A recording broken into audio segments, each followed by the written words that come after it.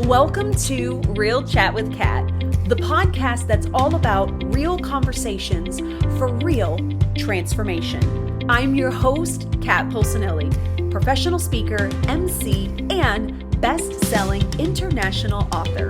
Here, we tackle the tough stuff, the mud that we all have found ourselves in. We talk about the pivots, the challenges, and the victories that shape our lives and our businesses. From overcoming trauma and finding your voice to navigating life's unexpected twists, we get raw, honest, and open. You'll hear from inspiring guests who share their stories of resilience, healing, and growth. Whether it's breaking through emotional abuse, embracing self-worth, or thriving in entrepreneurship, you'll find connection, empowerment, and the tools to keep you moving forward. So grab your favorite drink, settle in, and get ready for stories that hit home and conversations that make a difference. Let's get real together. Hello, everyone, and thank you so much for joining me today on this episode of Real Chat with Kat. I am so excited to have you here with me today, and we are going to have a really interesting conversation. I'm super excited for this. So thank you, Jessica, for being a part of the podcast. My pleasure. I'm really excited to be here. Based on our conversation that we had, a month ago or whatever, I know that we're going to have a really amazing chat. We're gonna go in. Well, and I love the fact that, I was even going through like your website and stuff like that. And there's a lot of people that talk about health and wellness, right? There's 10,000 different things out there of what you should be doing, could be doing, and all the things. And I do believe that there is a very big difference in nutrition and being functional with what it is you are doing with your body, and also being aware of what might particularly be causing it, which means, right, we have to actually be present, which is not something that we're really great at, right? Especially when we live in these times where hustle is a thing, or, as a high performer, you're always trying to get things constantly done. I think that we miss a lot of these small signs that I know we're going to get a chance to talk about. So I appreciate you coming in to share this information and really kind of talk about the root causes of these things and the practical ways that we can get through this and how you can help. Amazing. I'm excited to dive in. Awesome. Well, then as we get started, please do us a favor and tell everybody who you are and what it is that you do. So my name is Jessica Van Antoine. I help high-performing female founders and entrepreneurs get back the energy, the mental clarity, and the focus that they need in order to show up not only for their businesses, but in the rest of their lives. So essentially just kind of being more resourced, coming fully into alignment with themselves on multiple layers of being, so that there's more of them for themselves and more of them for everyone and everything else. Oh, I love this. And I think that everyone should be aware of this as well, right? That any person that, and I know this is more toward women, but I know some guys that are like this too, that are like more forward in nurturing and making sure everyone is taken care of. We always end up putting ourselves on the back burner. And then we wonder why eventually we all of a sudden got a cold that used to be my thing. I would get like these sinus infections out of nowhere. And it wasn't like something you could just take a little bit of medicine. It was like I was down on the couch for 2 to 3 days, sleeping on and off all day, because my body was like, well, if you're not going to stop, we're going to do it for you. Stop. Yep, exactly. It happens. Totally.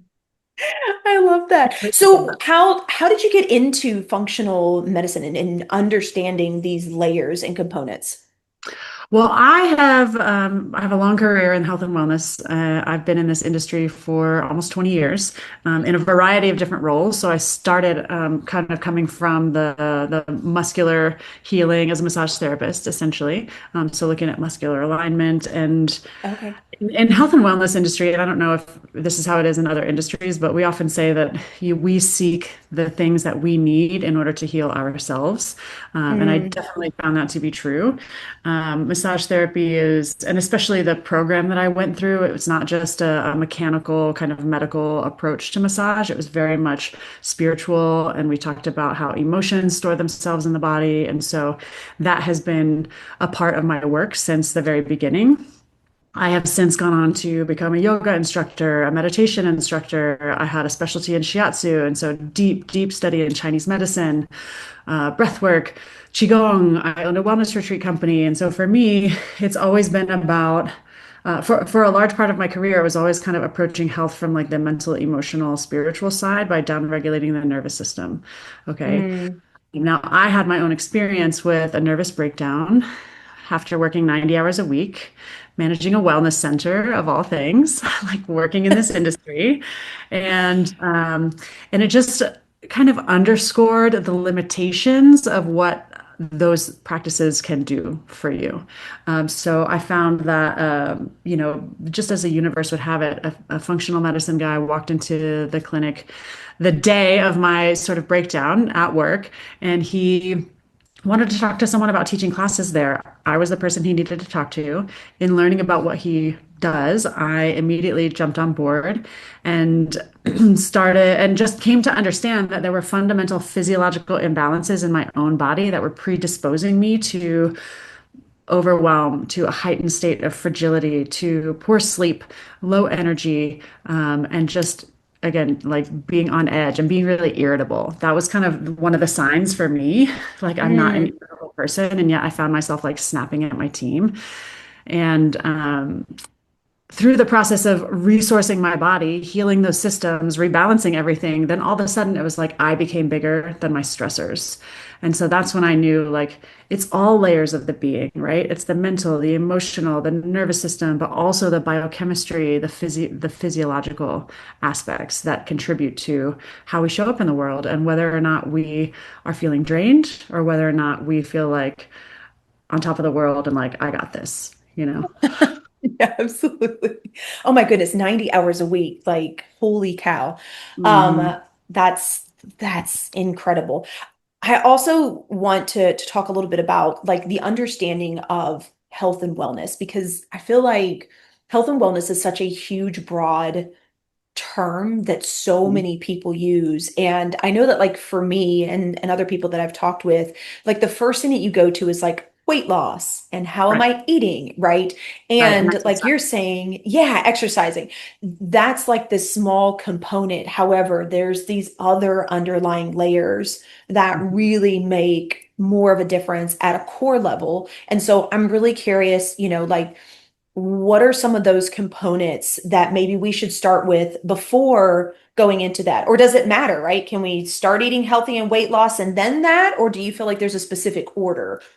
No, I think that any order you approach it with is a valid order. You know, what works for one person isn't going to work for someone else. And that is one of the fundamental tenets of my work is that it's all individualized based on where a person is, what the next component that would really move the needle for them is.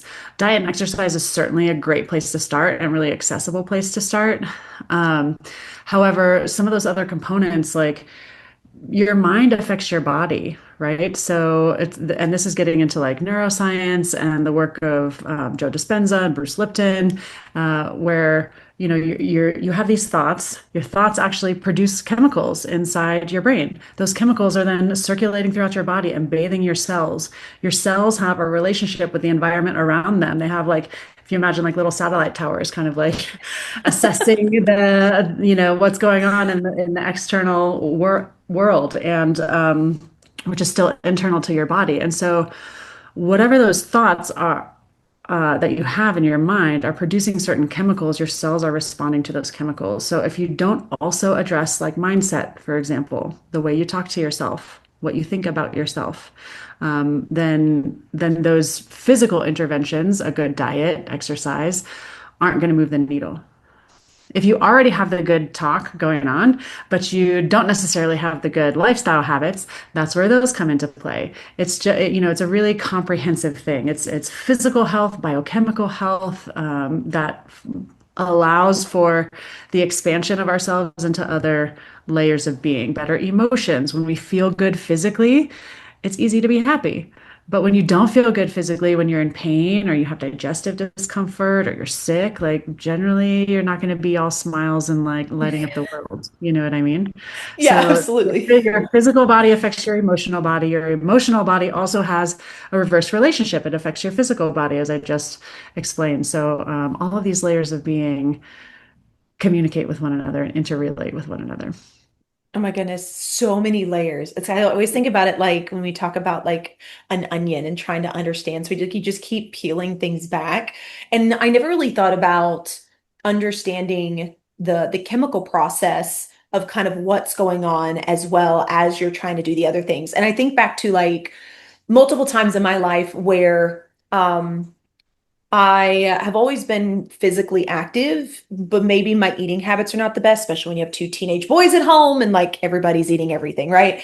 And I would notice that like when I would shift what I was eating, I would feel better, but Mhm. it would be like this peak and then it would kind of go back down. Have you ever Mhm. heard of that happening with clients? Well, it sort of makes sense, right? I mean, not specifically, but in understanding how the body works, I can kind of parse it out. Yeah. So you're used to kind of eating, say, processed food, junk food. All of a sudden, you kind of shift to more whole foods, and unprocessed food. Your body's like, woohoo, we got vitamins and minerals on board. And so there's that burst of like, yeah, energy. We have some of the resources that we need. However, that doesn't necessarily fix some of those physiological imbalances that are going on internally. So you get that little burst, peak of feeling good, but then your body realizes, like, oh, this is definitely some of what we need, but it's not all of what we need. So now we're still going to kind of continue to give you some of those messages that we're trying to communicate what it is that we actually need. Okay, makes total sense. So let's say, okay, I'm eating a little bit better and I'm starting to do exercises a little bit more.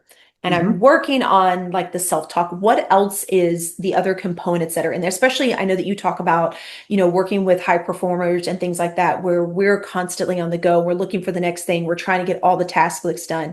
I think that's a mom as well, but that's a whole I other would say moms are conversation. high performers. Yeah, totally. And moms could be positioned as like business owners. They're like in the business of raising children. That's a Absolutely. legitimate job. Absolutely. It's just unpaid. No. Yes, exactly. Undervalued, certainly. So what can you repeat the question? Yeah, yeah, yeah. So we were talking about like if I'm beginning to eat a little bit better and then we're Oh yeah, getting some of the physical activity yeah, in, right? And right, we're right. maybe we're working on that self-talk. Like what are those other components Mhm. that go along with that, especially when we have this got to get things done kind of a mindset? Okay. So you can be eating well, but if your digestion isn't functioning properly, then you're not necessarily absorbing the vitamins and minerals from the food that you eat. Or Mm, from the supplements that you take for that matter. You can be exercising, but if you're doing it to such an extreme that it's actually exhausting your body, then it's actually draining your capacity rather than providing you with energy and really fueling your body. So there are limits to, what a good diet, what good exercise can do for you. In functional health, we look deeper. We look at what your hormones are doing, how your digestion is working, whether you have any pathogens in your gut. There's this whole thing with, cyclospora going on right now, and everyone's oh getting this yeah. incredible digestive trouble from a parasite that is in the food that they're eating. Hmm. Parasites can be difficult to get rid of. They can also be very sneaky, so not as apparent as what people are going through right now with that. So really understanding like how all of the systems of your body are functioning, again, on that physiological, biochemical level, like am I eating? You can be eating a great diet, but you could be eating foods that your body has like a low level reaction to. So it's not a full-blown allergy. You don't go into Hmm. anaphylaxis, but it's creating low-level inflammation in your body, which takes a lot of your body's resources in order to fight and quell. So inflammation can cause imbalances and all of the systems of the body work together, right? So where there's an imbalance in one system, something else is compensating. And so Mm. In Western medicine, you generally go to the doctor with a set of symptoms. They say, "Oh, let's do some tests on this system, on your whether it's your GI tract or your kidney or your liver or your heart." But they fail to look at what how everything else in the body is compensating. And that's why I feel like increasingly people are disillusioned with Western medicine and finding themselves in a position where it's not resolving their issues because they treat the body as if it acts in silos. And so not everybody in functional health operates in the way that I do in terms of like looking at all of these systems at once. But I can tell you like this is where the best outcomes happen because we've identified like not only the system that's out of balance, but also the other systems that are compensating. We address everything at once, and inherently, your body has the innate intelligence to heal itself unless it does not have the resources. So we resource all of those systems to come back into 100% function, hence the term functional health, right? Like I was confused by that term for a long time. I was like, what does that even mean? Where did that come from? And so if I was confused by it, I just want to like explain it to other people so they can actually understand like, Yeah. oh, okay, like 100% function, right? Um, and from that perspective, like we're really resourcing the physical body. Then, if we need to do some of that mental work, then we can do some of that. If we need to adjust exercise again, because maybe it's a little too extreme for where your body is now. If we need to look at your sleep hygiene, because that's when the body really rests and repairs. So it's not only the biochemical, it's the lifestyle, the health and wellness. It's so comprehensive, is what Hmm. I would say.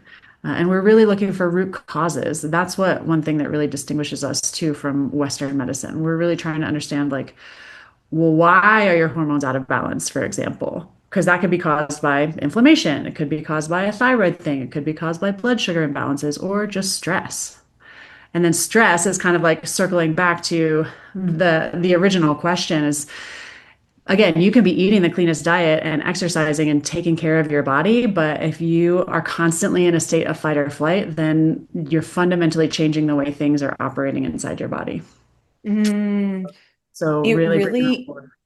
it is so amazing how much stress can damage the body on so many levels, Yep. right? I mean, I'm even seeing research and stuff that are talking about like the causes of heart attacks and certain cancers that are starting to be connected to just stress, just overwhelming amounts of stress.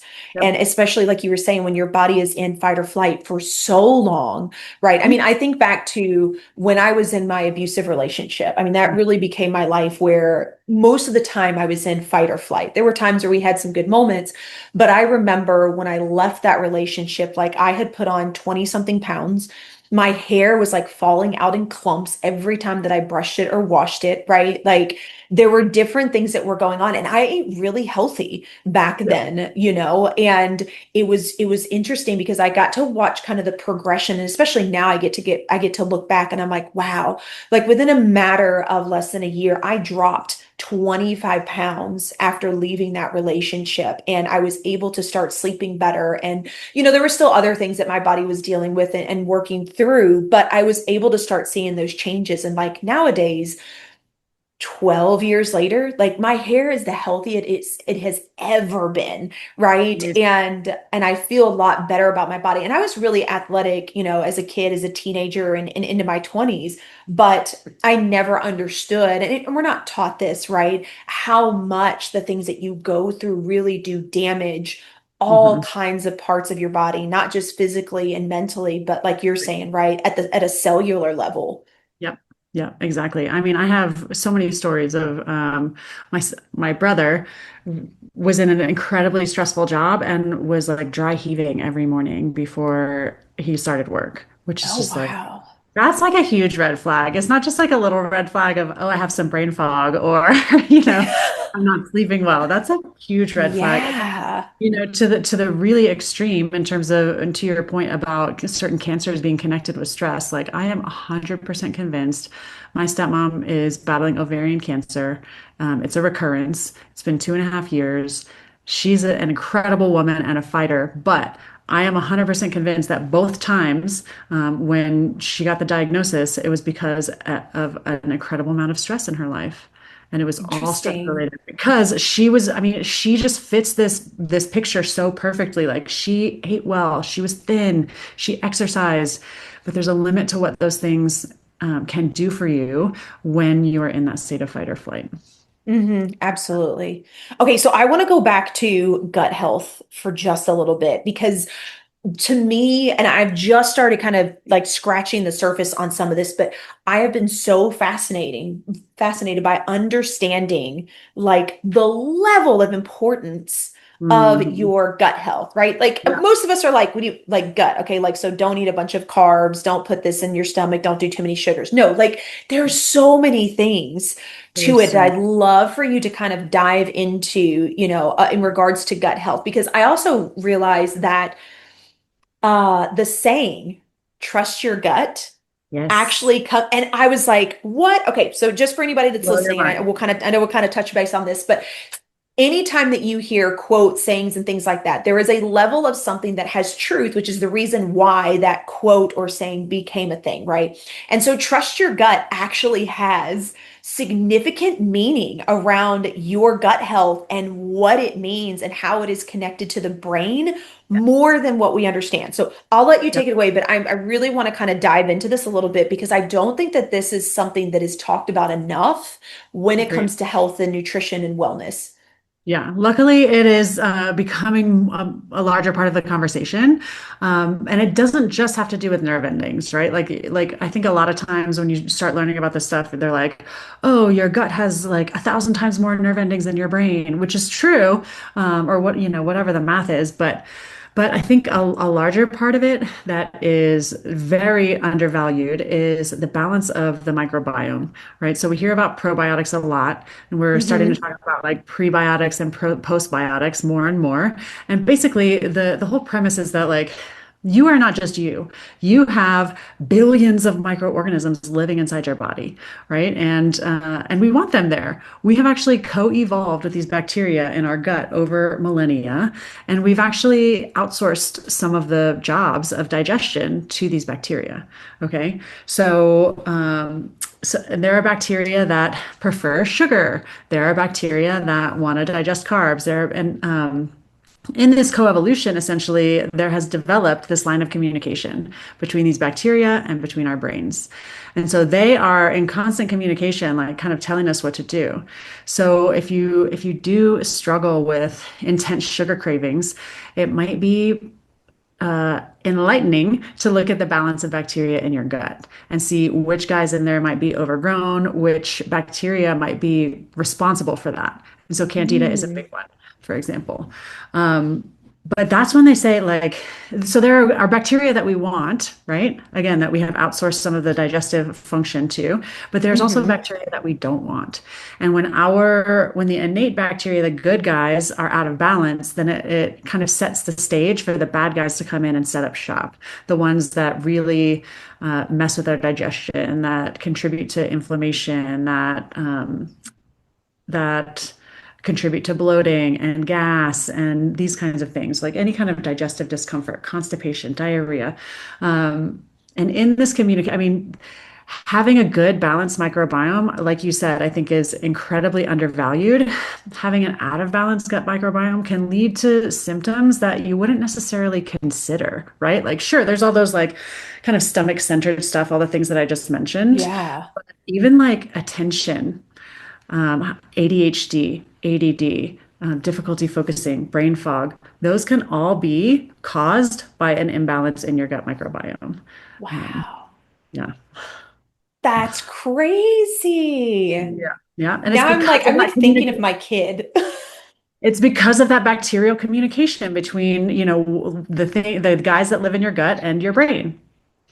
Oh my goodness. Yeah. Well, now my 22-year-old's about to get a conversation because he Nice. doesn't eat the best anyway, and I think about because he does have ADHD and I think about the things that he eats. And okay, anyway, that's side conversation. Him and I are gonna have talk. So, okay, so you're saying that the regular functions that a lot of us take for granted, focus, being able to recall. all Yep. those things Yep. can all be affected just by the microbiome being off. Yep. That is crazy. My brain is like blown right now. Like, hold on, did everybody write that down? I need everyone to take a moment. I need to pause the podcast. I need everyone to write that down. Yeah. So, what is some of the first steps to even look at something like that to understand where you would go from there? Testing, I mean, functional testing. There's a pretty comprehensive test called the GI map that looks at the balance, like the presence of any bad guys like viruses, pathogens, parasites, and bad bacteria, as well as the balance of your good bacteria and how that, again, might be setting the stage for some other guys to move in and set up shop. And then it also gives insight into some digestive markers, like how well are you digesting fat? Do you have, we get an insight into like your digestive enzymes, how, the strength of your stomach acid potentially, because all of those feed into the quality of your digestive processes also. That test is covered by most insurance through a regular doctor because it is a diagnostic test. So Oh, I would okay. say, yeah, I would say start there. Okay. And then like let's say that they do that and the doctor gives them kind of the breakdown, but there isn't a lot from there except for like go take some probiotics. Is this kind of where you come in for some of those? I know a lot of other pieces and components, but to help people better understand like what that means, where we can start and Yep. where you can go deeper. Yes, exactly. Because the interpretation from a Western doc is different than the interpretation from a functional health practitioner. Yeah. We're looking for a bit narrower range of what we consider to be optimal or ideal. Whereas Western medicine has a much broader range of what is acceptable to them. They're just trying to prevent you from like keeling over and dying when you're walking down the street. Functional health, we're more focused on like what is going to make you like feel your most vital and your most healthy. So again, it's a smaller set of values that we're looking for. And we have different approaches. A lot of times doctors will just put you on antibiotics. Maybe they'll recommend probiotics. The Hmm. functional approach is more plant-based supplements, not like lifelong prescriptions that you're going to have to stay on forever, but how can we really return and repair the systems of your body, again, to that 100% function so that you don't have to be taking these supplements forever for the rest of your life. And then how can Okay. we like adjust the diet in order to support the maintenance of a good balance in your gut microbiome? And all those other aspects, right? Like, how can we get you sleeping better so that your body does have that rest and repair mechanism so that everything is able to rejuvenate overnight? But then also, Okay.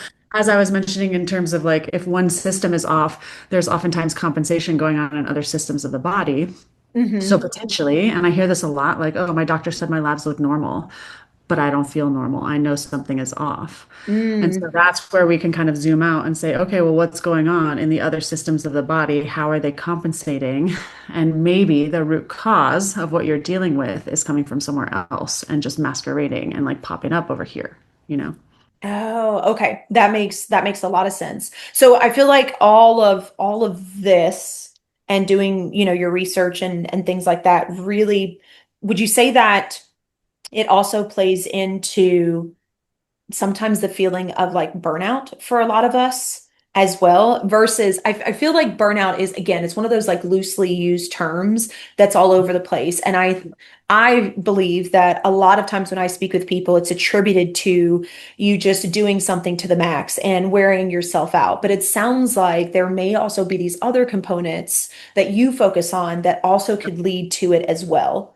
Yes, absolutely. Again, the stress of pushing through and just kind of go, go, go, like your body is not designed to do that. That's not what we're here for. It's not nourishing to your body. And so yes, it certainly has to do with lifestyle, but it also affects the physical body. And when you address it from the physical standpoint and then the lifestyle standpoint, that's when you have the fastest results and the fastest kind of recovery. Because again, when you exist in that state of fight or flight, and let me just dive deeper into this for a moment. I've mentioned that it changes the way that your body functions from the inside out, but it is because it's a Hmm. survival mechanism, right? Like imagine yourself being prehistoric times, before social media, before screens. You're like living on the prairie, and a saber-toothed tiger is approaching from, the horizon. Your body goes into fight or flight, and because you may not survive an attack from a saber-toothed tiger. So the focus of your eyes changes so you can see far away. You can see this approaching predator. Your blood goes from your core out to your limbs so you can run away. Your body sort of puts on the back burner digestion because it doesn't need to absorb the vitamins and minerals from the food that you eat if you're not going to survive the next Mm. minutes. Your body puts on the back burner reproduction. Who needs to gestate for 9 months when, again, you may not survive the next 5 minutes? It also puts on the back burner immunity, which is like the long-term, battling and eradication of any invading pathogens in your body, as well as healing of just like a cut that you sustained on your finger from making dinner last night. So you may notice that, healing is slower. You're getting colds all the time. You are having fertility issues. Your digestion isn't working. These are all signs that you are existing in that state of fight or flight. Because when your body's in a state of rest and digest, then it can focus on those long-term processes, right? The circulation Absolutely. changes, your heart rate comes down, your breath rate comes down, your blood pressure comes down, and then digestion comes back on board, immunity, fertility, healing. The problem is, in our modern world, we can't tell the difference between a saber-toothed tiger on the horizon and like the notifications that are nonstop on our phone and our computer and all the things that all the people are wanting from us and pulling us in a million different directions, right? Hmm. So when we exist in that state of stress and fight or flight, like the again, that you're just undermining the processes of your body. And so even if you're eating well, even if you're exercising, even if you're trying to do stress management techniques, there's a limit to their efficacy. Yeah. Oh my goodness, that makes a lot of sense, especially when I think of, and I'm going to include myself in this category because this used to be me, even those that I feel like or like, yeah, but I can handle all the things. So it must not be that stressful, right? I feel like I used to be that person in that category of like, yeah, but I can work the 60 hours and I'm still spending time with my kids. And I mean, I'm sleeping at night. So like I'm not Mhm. stressed, I'm not in fight or flight, then I'm fine. And I think that anyone that's listening to this is like, yeah, that was me, needs to understand that that doesn't mean that your body doesn't see it in a different way, right? Right. Right. Well, and to talk about it from that perspective, like, yeah, we can do that for a while. Hmm. What we can, because when we're in that state of fight or flight, our body produces cortisol, and cortisol actually has like anti-inflammatory effects and analgesic effects, so pain relieving. So when you're, Mm. at first you're like, I'm on top of the world. I'm like a batter, just like, in batting practice, and I'm just hitting them out of the park, one after the other, one after the other. But eventually, your body stops being able to keep up. And that's it, that timeline is different for everyone. It could, Hmm. for me, it was only a matter of, I think, like 6 months, less than 6 months of working 90-hour weeks before my body was like, nope. Some people can do that for years, before their body Hmm. takes them down. But the body has a finite amount of resources, just like your bank account. And so when you're making those withdrawals, you're like, yeah, I can do this, but the account balance in your body is like going down and going down and going down. And that's why you can do it for a while until that account balance reaches a place where it starts to be overdrawn. And your body's like, oh, Mm. like, okay, now I'm going to show you that we're not sleeping as well. Now I'm going to show you it takes an extra cup of coffee to get going in the morning. Now I'm going to like it takes an extra glass of wine to unwind at night. And that's how people begin. They start like kind of self-medicating with not medications, but just sort of substances, right? Yeah. That's sort of the first step and the first sign that there's some deeper imbalances going on that might need to be looked at. Okay, that makes a lot of sense. And speaking of those imbalances, I want to chat real quick, and then we'll talk about it toward the end as well, because you also have a mocktail Oh, book, yeah. which I feel like I want to make sure we have enough time to talk a little bit about it versus just stating it as a freebie at the end. Yeah. So we'll talk about it at the end to make sure everybody is aware of it. But I kind of want to go into it a little bit because from what I was reading, like you were talking about taking some of these things and making them something that you can put back in your body. Obviously, you've got to give yourself rest and recovery and stuff. But can you talk a little bit about this and kind of explain what this is? Yeah. So, in addition to, the good things that people know about in terms of like eating well and exercising, like those are making small deposits to kind of continue the metaphor of the body as a bank account. Those are making small deposits into your body's bank account. They may not be enough to offset the withdrawals, but it's a great place to start. There are other ways to make deposits into the body's bank account. And so the adrenal mocktails, this is where this comes in. And they're kind of hot right now, at least in the health and wellness field. They're beverages, non-alcoholic beverages that are designed to kind of do whatever you need in the moment, whether it's to calm down at night and help you unwind, or if it's to kind of like wake up and help you get going in the morning. A lot of them are electrolyte based, so you'll see a lot of like a little bit of salt added to these beverages. Okay. That are more lower in sugar, so it's not going to kind of spike your blood sugar and then you come crashing down. Some are designed to kind of combat brain fog and that afternoon crash. So they serve different functions, and the ingredients are all in there, listed next to them why they're in there, like what they do for you. Ooh, okay. I Yeah, and love so that.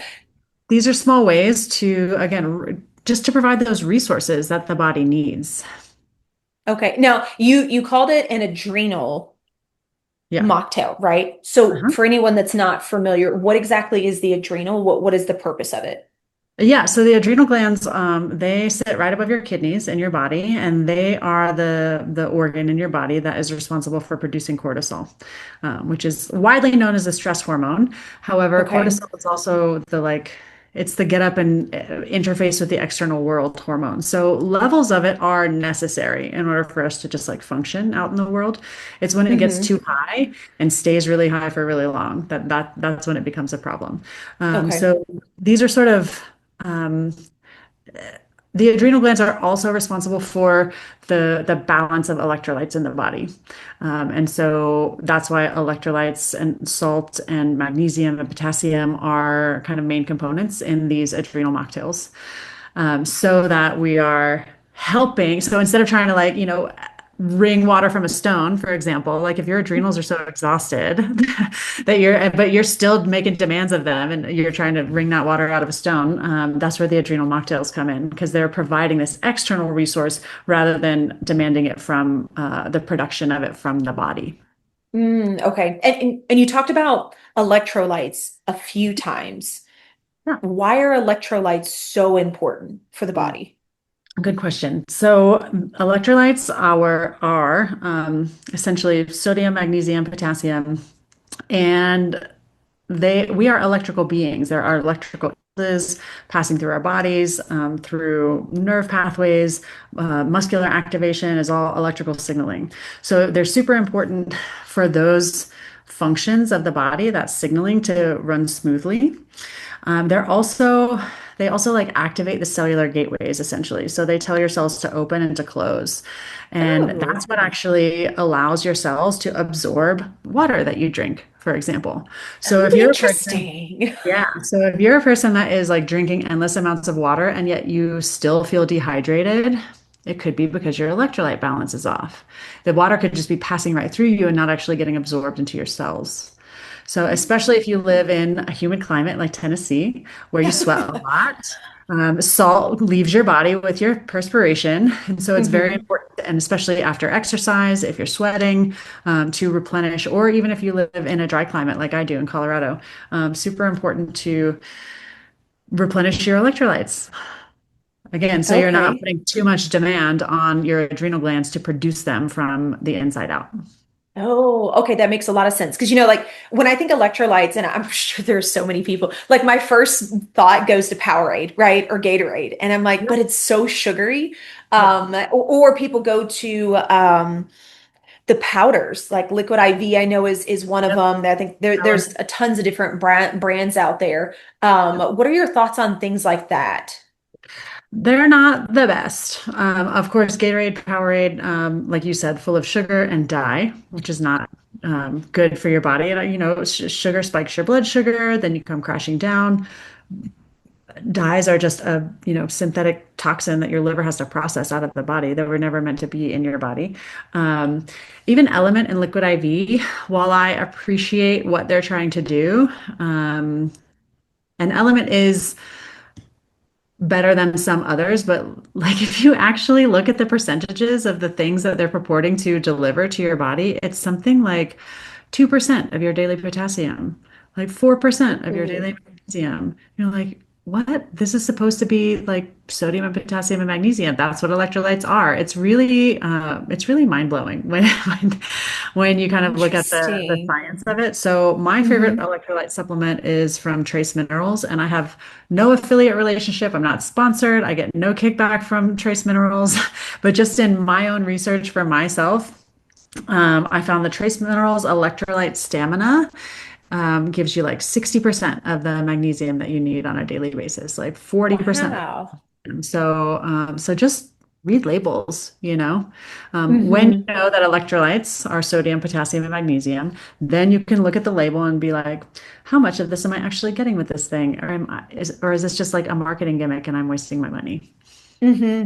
Definitely a marketing gimmick like that. I think that's something to strongly pay attention to because when my youngest son was in ROTC, he was doing these huge competitions, and it was a lot of obstacle courses and crazy things.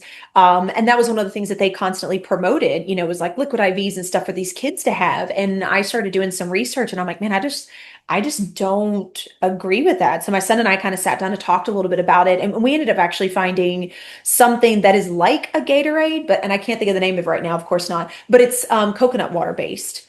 Oh yeah, And coconut water, excellent source.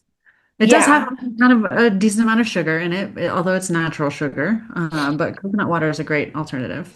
Okay. Yeah, it was something that had like coconut water was the base of it, but then it had the electrolytes and things in it as well. And that's what we did. We were just reading the labels, trying to compare, just some of the basics because they had to have it and we knew that they needed it. But I was like, okay, can we do something that's maybe a tad bit better? But Yeah. I just think that a lot of us don't think about reading those labels, right? We've gotten so used to being able to trust people. And unfortunately, there are so many marketing gimmicks out there and loopholes in Yep. what people say and why they are able to say what they want.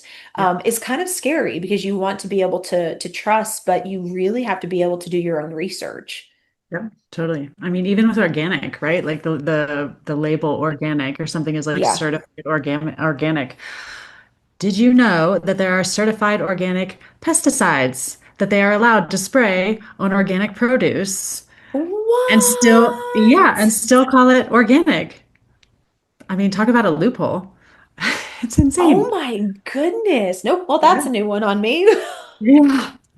Yeah. That's So it's crazy. really disturbing when you stop to think about it. I mean, is it better than regular pesticides? Sure, certainly. Like, I mean, you can just tell in the quality by looking at a conventional red pepper versus an organic red pepper. Like, Yeah. the organic one is bigger, it's brighter, but yeah, it doesn't mean it's perfect. Yeah, that's true. Oh, okay. So be aware of all the things. And then when you're ready to dive deeper, you just go to Jessica and she can help you understand all of it instead of you going out and doing, nights and nights of research, which I mean, let's be honest, most of us don't have time for that anyway. And we do want to be healthier. We do want to be able to function. And I know brain fog is a huge one, but be able to just live a day to day and not feel like we're forcing our way through it. Yep, not like drag yourself through your day. Have energy left over after work to, hang out with your kids or play with your kids or have a social life or whatever. Yeah. Yeah. And I think that it's really important to stay away from the words that we use as a way to push ourselves. So like motivation, right, is always, well, if I had more of the motivation, and even like you say in your website, like it's not always motivation, No. right? There are all these underlying things that again, we just aren't taught, we don't pay attention to, not a lot of people. I mean, we're definitely starting to see people talking about it more and more. But you think about like your parents and your grandparents and like there weren't those conversations. And a lot of that stuff was more farmer based, right? I mean, we have farmer markets and things now that are really gaining popularity, but it's like back in the day, right? Like that is what they had. They didn't have all these mass produced things with all these pesticides and everything else. And I think that we've gotten away from caring about people a little bit and more about how do we make the money, which I think is why Western medicine is kind of taking a downfall as well. And that's not to say that, every doctor is bad. I've worked with some really good ones, but unfortunately, there are some out there that just, they know they're going to make the money regardless, and they know that you need it. And so like, it's bare minimum, unfortunately. Well, it also comes down to their education too. It's what they were taught. Mm. You know what I mean? They're not taught about nutrition in med school. I don't know if you knew this, but med schools are in a large part sponsored and funded by pharmaceutical companies. Oh, I So did not. their curriculum is designed with the pharmaceutical companies like hands in there, like teach them about this medicine for this and this medicine for this and this medicine for this. Like the two things that they're taught in med school are pharmaceuticals and surgery. Those are their tools that they have to fix Yeah. you. They don't talk about nutrition, or maybe it's like a 12-hour course in a 10-year education. You know what I mean? Hmm.